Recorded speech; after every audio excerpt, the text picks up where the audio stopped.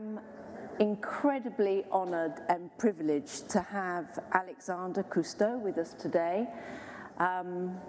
Alexandra, you bestride a generation of advocates, explorers, visionaries who have opened our eyes to the world beneath the sea and also have gone on to really dedicate their lives to protecting it and preserving it.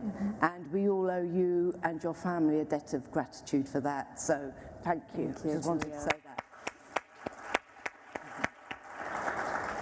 Like Kay, of course, we're not the same generation at all, but I remember as a child, and I'm sure lots of older generations say this to you, but I remember as a child watching your grandfather on the television, and when I say it was literally eye-opening, I can still remember the images. He literally brought to life and brought to the world the wonders and the beauty, and it did it for that generation of children, and you know, it was so incredible. This conference has consistently, throughout the whole day, come back to oceans. And I want to talk to you, first of all, if I may, about coral. We've heard coral a lot. We've heard our last panel talking about replanting coral. Could you explain that to us? How does it work? Well, coral is one of the most extraordinary and crucial ecosystems in the ocean. Coral reefs are nurseries for species that eventually go back out into the open ocean. They're a source of food security for many communities around the world.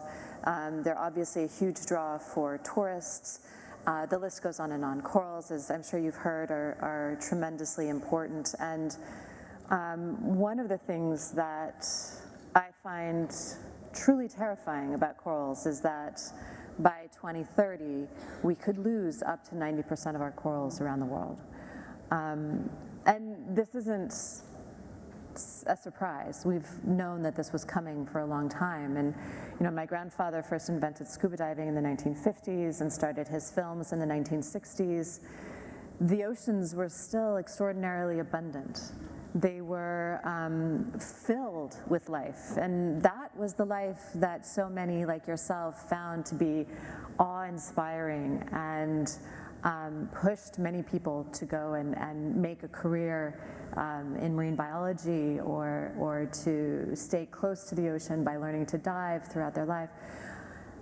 Over the course of my life, we've lost half of that life in the ocean. Half of the whales and fish that used to swim in the ocean when my grandfather first started diving are gone today. And we're in a situation where if we don't start making real change in our practices, we could lose up to 60% by 2030, which would trigger tipping points. And now we all know what exponential curves are coming out of COVID.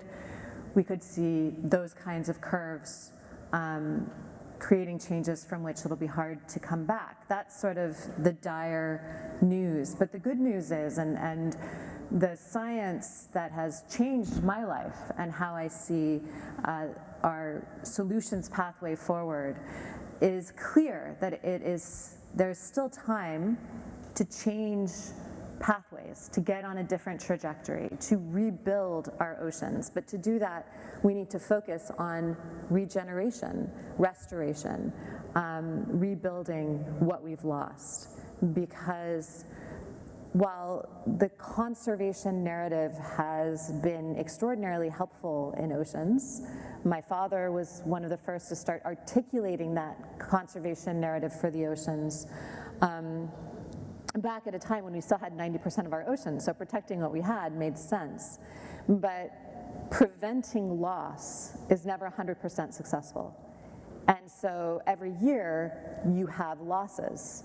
And what we've realized is that the conservation approach is really, in many ways, a slippery slope to a dead ocean.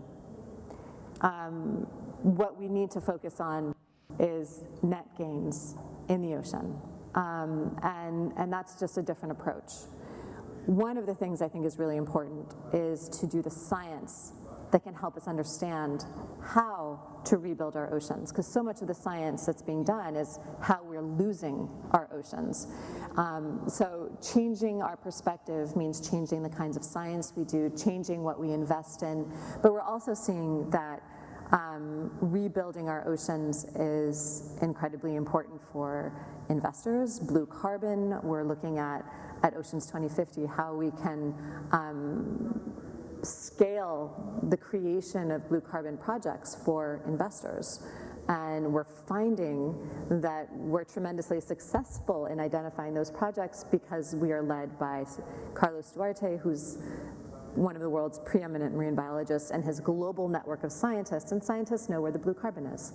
So I think that this idea of rebuilding is going to fundamentally change how we see our role in being part of the solution, what that solution needs to be, and provide us with a whole different set of tools to get there. One of the, when it comes to corals, and other ecosystems as well. The conservation community, even when they're focusing on rebuilding, is still in many ways in the Stone Age. When you look at the kinds of digital platforms and technologies that we take for granted on our phones, the sophistication and simplicity and transparency and traceability that are built into Airbnb, Uber, Amazon, and the way those digital platforms have transformed hospitality, transportation, the marketplace. When it comes to corals, we're still selling people paper certificates for $20 to replant a fragment in a coral reef that may or may not survive. So we need to bridge that gap and bring the restoration of our marine environment into the modern digital age. And the other thing that allows us to do is to, and what we're doing is we're looking at these ecosystems, whether it's coral or seagrass or salt marshes or mangroves, on a unit by unit basis, and how we make sure that each unit is going to have the best survival rate possible. What are the technologies that we can embed into those units to make sure that they survive? And it's different strategies for different ecosystems, but with seagrass, we've identified a way to have 90% success, which is remarkable. With corals, we're looking at how can we 3D print corals underwater rather than in a lab and then transport them and use divers' time and everything. And can we get to a place where we can 3D print living coral underwater that is biologically identical to a 50-year-old version of itself, right? And that's really exciting. And I think that the other thing it allows us to do, rather than the conservation community, which usually says, I am virtuous, you're screwing up, you need to do what I say to be virtuous too. And that doesn't really work. Whether you're talking to an individual or you're talking to a company or a government, it's not a recipe for great success. And so what we're looking at is how can we use these new technologies and these new platforms to be able to meet people where they already are, where we can create situations where gamers can contribute to real world outcomes, where we just partnered with the E1 series, which is electric boat racing by the founders of the Formula E and Extreme E, and they are launching in Venice soon, so we just announced the partnership there, but they're also looking at a number of other coastal cities. Remembering coastal cities represent 50% of the world's population, or will soon. So their commitment was 50% racing, 50% coastal restoration in partnership with the cities to benefit people that live there and the ocean. And that's very audacious. You know, we can no longer assume that 1% for the planet is sufficient. It's just not. We need to commit to ambitious goals. And so we were really excited that they wanted to put 50% of of their resources into rebuilding in partnership with the cities, and our unit-by-unit digital platform and the things that we're developing are perfectly deployed in that context, because it means that we can attract a number of different stakeholder groups. We're looking at working in the Bahamas with Clay Thompson from the Golden State Warriors. Sorry, Carl. At the game last night. And other, individuals and organizations and companies and municipalities, to see how that we can visualize the restoration we want to do, deploy it unit by unit, and then recover those credits. And also, how can we go beyond carbon? We're developing the first voluntary carbon protocol for seaweed farming, which is pretty exciting and has a real potential to scale in ways that can fundamentally change how we see industrial feedstocks for lots of different things, from plastics to cosmetics to nutraceuticals. But that can also create livelihoods, food security, gender equality in communities around the world. And so we're looking at seaweed farming now, but how can we then start to capture credits for biodiversity, for oxygenation of the water, for deacidification of the water, for coastal resilience and increased protection from this increasing severity of storms. So I think that when my grandfather was asked, how were you able to do all that you did?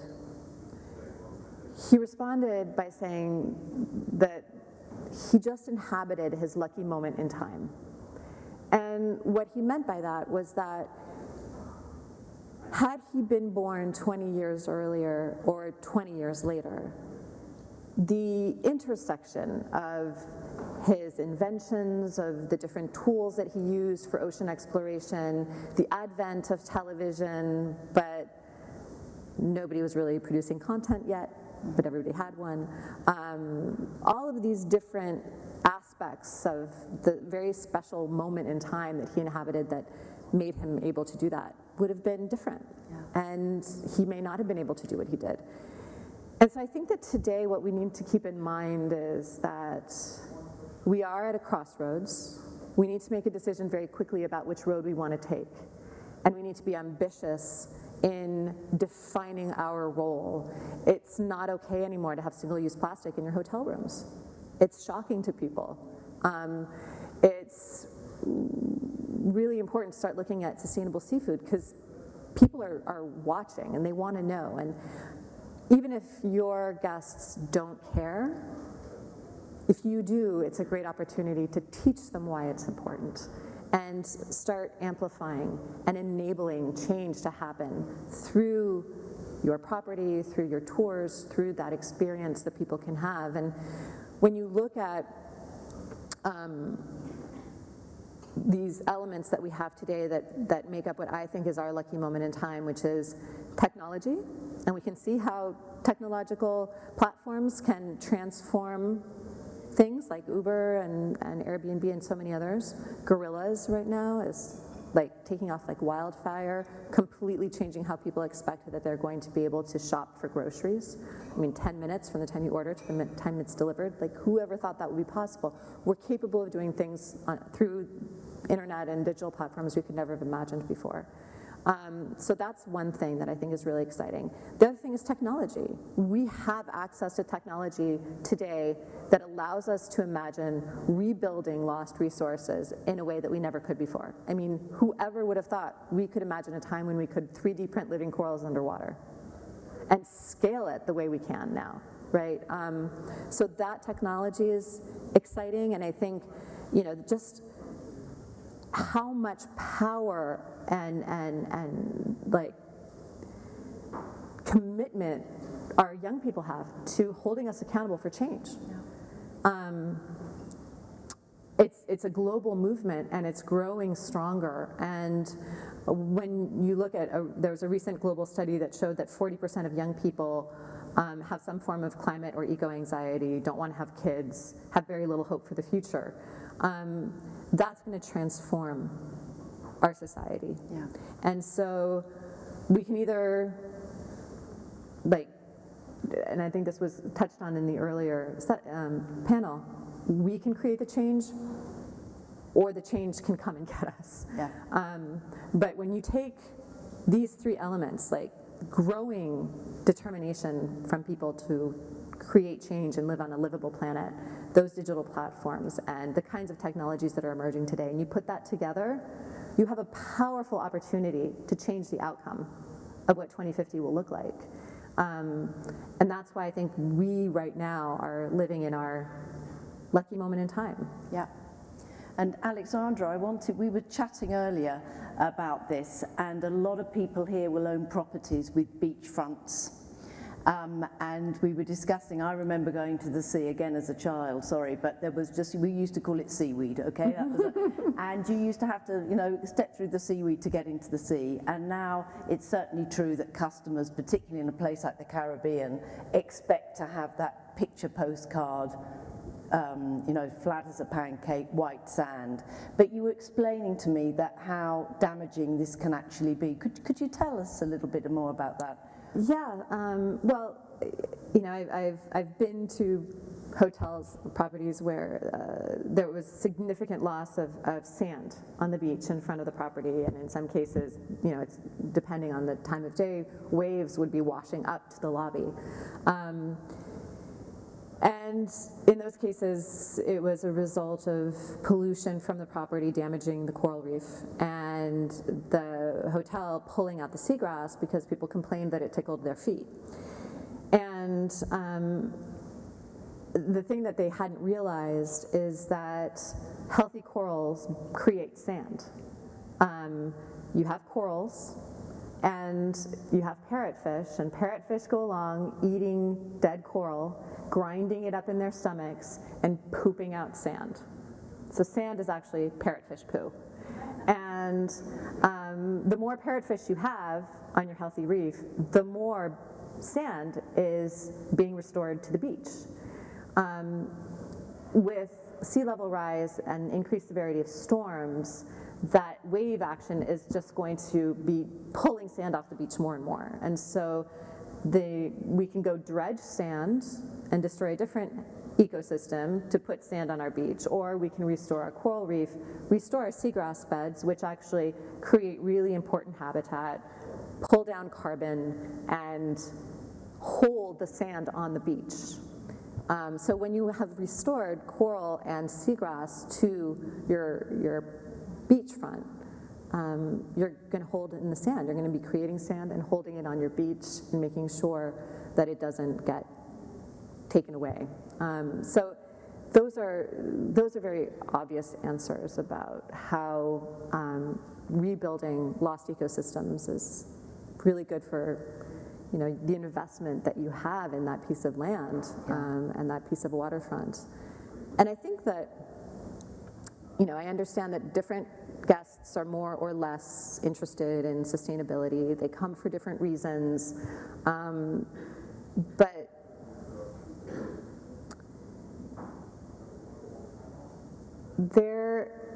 I don't think there are very many people, regardless of their socioeconomic status or their level of education or what they care about, that doesn't feel comfort in the idea that the places they go are stewarding the natural environment. And when I hear destinations, because I'm kind of like a nosy Nancy, and I always go up and talk to the manager, like, what are you doing? I'm really interested. What are your sustainability objectives? What have you found? Are your guests interested or not? And I understand that there's different answers to those questions depending on where you are. But if we are going to get on this different path, if we're going to do it together, if we're going to invest in our future, invest in resilience, invest in the ecosystems that support us and support our business, it's not enough to say, well, my guests don't really care, so I'm going to look at other things.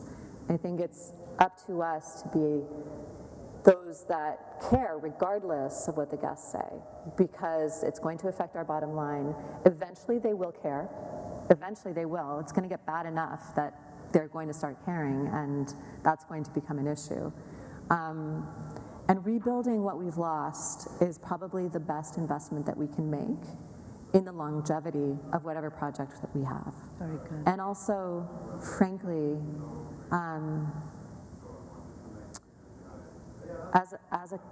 for those of us who are parents, as a commitment to the future our children will live in. That's so much of the reason that I do what I do now. And when I had my children, I realized that they might be the generation of my family to write the obituary for the oceans that my grandfather first explored. That's a very real scenario. And it changed so much about what I'm focusing on and how and why, and the scale of change that I realize is needed. And I think that that is one of the most meaningful things that we can do in our personal lifetimes, is to ensure that our children have a livable planet to raise their children on, to look forward to. Because when you read the IPCC report, when you look at what's happening in the oceans, when you see what's happening with biodiversity, it is appalling that we aren't doing more. It's really appalling. As individuals, as humans who have an opportunity to create great change through our profession, through our choices. And it's something that I encourage everybody to think about. Like, can you do more? Can you be more ambitious? Can you be bolder? Can you challenge yourself and your team to go farther and really become leaders? And you know, I know Gloria from Iberostar, and I know the passion that ignites her and drives her forward and why she's doing what she's doing. And we need that kind of passion. We need that kind of commitment. And not that I'm committed to be determined to do something. We need to do it now. Yeah. It's a lot of the passion as well is coming from younger people. When we were in Manila, we interviewed an activist, you probably know her, Malati, and when she was 12, her and her sister decided to set up a little face group thing called Bye Bye Plastic. Plastic bags, yeah. And now when you go to Bali, you're not allowed to enter the country with a plastic bag. Yeah. So it is that kind of vision, and it almost comes out of the mouths of babes. You know, I found that so compelling. So I was interested in what you were saying about blue carbon. I think most people here understand that, but for our broader audience, would you explain to us what you mean by blue carbon? Well, it's a relatively new idea, and it basically refers to how ocean forests draw down carbon. Much like we understand forests on land can absorb carbon from the atmosphere, ocean forests absorb carbon from ocean water. And in some cases, certain ocean forests, like kelp forests, can do it very quickly. They're the fastest growing plants on the planet, faster than bamboo, and they absorb an enormous amount of carbon dioxide. And in our study of seaweed farming, we were looking at how much seaweed farms can sequester in the sediment under the farm. And in some cases, they sequester more carbon than the Amazon rainforest can sequester. So there's a tremendous opportunity were we to be able to scale seaweed farming around the world. But there's other forests as well. Seagrass meadows, which are, you know, this tall, have also sequestered an enormous amount of carbon in the sediment below. We just found one of the largest seagrass meadows, which is one single plant, by the way, in Australia, which covers, you know, hundreds of thousands of hectares. There's also salt marshes, mangroves. These are all versions of ocean forests that sequester carbon in the sediment below, and that's blue carbon. And so there's a hugely growing demand for blue carbon credits that companies can use to offset their emissions. That's an industry that is exploding right now, and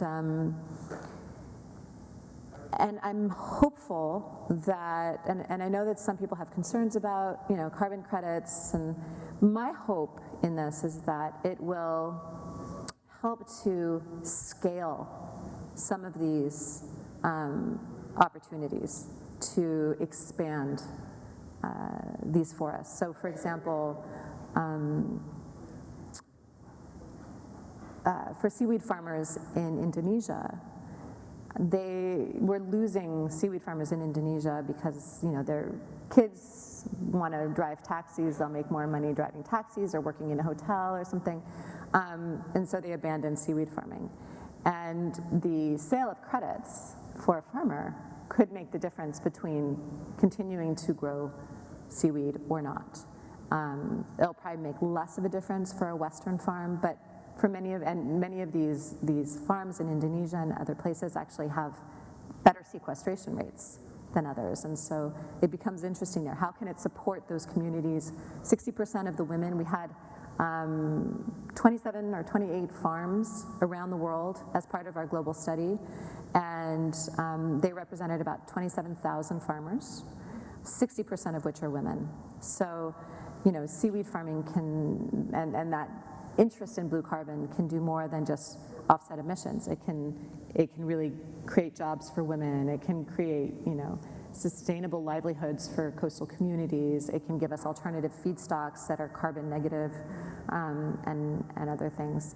So that's tremendously exciting, and in our platform to drive participatory restoration with different partners, you know, we're looking at that unit by unit approach. And so, for example, whether if it's corals, and just imagine, you know, what technology can do now in the hospitality industry around coral restoration. We've, with Carlos, developed ways to have corals 3D printed and growing in sort of like what he calls a coral river that can be going through the hotel lobby. Rooms can have a wall of coral that bioluminesce at night. You know, people can 3D print their corals. We're working with scientists and 3D modelers to figure out how corals grow in different conditions, and how can we use AI to create different models for each species of coral, so that when they are 3D printed, they're actually 3D printed from the inside out in very accurate representations of what would happen in nature. So people can design their own coral. It can be printed on a tile. They can put their signature under the tile if they want to. It's going to be chipped, so we have micro data coming in from each tile, and then it can grow there over time.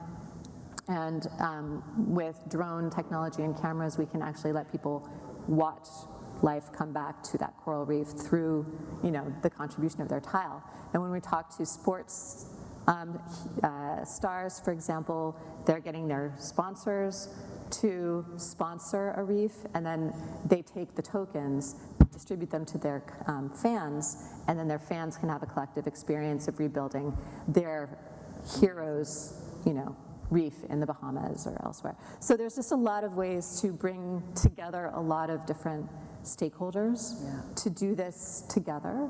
And what some people tell me is like, well, yeah, but we want to be the only ones to do this. And I think that's a wrong-headed approach. It's like, what we need is for this to be a community project globally where everybody can do it. And you want to do it in the Maldives, we need a Uber version. We need a tech platform so that all of us can go on there and act as monitors. Absolutely. You know, it's so powerful. And interesting, I mean, and just think, like, you know, a local business can sponsor a reef for a school, so that the school kids can put on their VR goggles on Wednesdays and go and like see the reef that they designed, you know. And the thing that's so interesting is that as we struggle to figure out how to save corals in a very, very short period of time, what our scientists tell us is that we need to go beyond scientists. We need engineers, we need graphic designers and computer scientists and 3D modelers. We need all of these different talents to come together, because marine biologists have basically taken us as far as we can go. And now we need everybody to come together to bridge that ingenuity gap and bring restoration into the modern age. And that hive mind, by opening it up to the public, hive mind will be able to solve problems that the scientific community won't be able to solve, just because when we're all doing it together, we're so much smarter than when we're doing it alone. Well, Alexandra, very sadly we've run out of time, but that was amazing, and I'd like to thank you very much for all your incredible work and for joining us today in Puerto Rico at our summit. But It's my pleasure. Thank you so much.